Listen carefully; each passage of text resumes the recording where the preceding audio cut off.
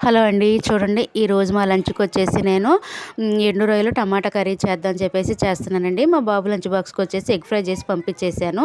ఇక మాకు మధ్యాహ్నానికను నైట్‌కి 2 పూటలకి వచ్చిద్దని రొయ్యలు ఇంకా ఎండు రొయ్యలు ఉంటాయి కదా! టమాటా కర్రీ అయితే చేస్తున్నానండి. చూడండి ఇంక మొన్నైతే 3 రకాలు తీసుకున్నానండి. ఎండు చేపలు, మెత్తల్లో, కడ్డీలను ఇంకా రొయ్యలైతే తీసుకున్నానండి.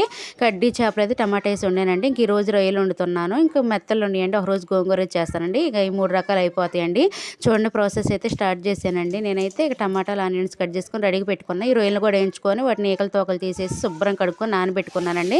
ఇంకా కర్రీ ప్రాసెస్ అయితే స్టార్ట్ చేశాను. బాండి పెట్టి ఆయిల్ వేసి ఆయిల్ వేడిన తర్వాత చూడండి ఆనియన్స్, పచ్చిమిర్చి వేసి వేయించుకుంటున్నానండి. అవి వేగేటప్పుడే ఉప్పు, పసుపు, అల్లం వెల్లుల్లి పేస్ట్ వేసి వేయించుకోవాలండి. ఆనియన్స్ మగ్గిన తర్వాత ఇంక ఈ రొయ్యలు వేసుకున్నాను. రొయ్యలు కూడా ఒక 5 నిమిషాలు వేగిన తర్వాత టమాటా వేసానండి. టమాటా వేసి కలుపుకొని బాగా మూత పెట్టుకొని ఒక 5 నిమిషాలు మగ్గిన తర్వాత ఇంక ఫైనల్‌గా కారం వేసుకుంటానండి.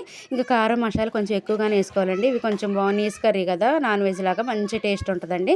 ఓకేనా? ఇంక కారం, మసాలా ఎక్కువగానే వేసానండి. కర్రీ అయితే ప్రిపేర్ అయిపోయిందండి. మా యమ్మీ యమ్మీ రొయ్యల కర్రీ అయితే రెడీ అయిపోయిందండి. ఓకేనా? మరొక వీడియోలో కలుద్దాం ఫ్రెండ్స్. బాయ్.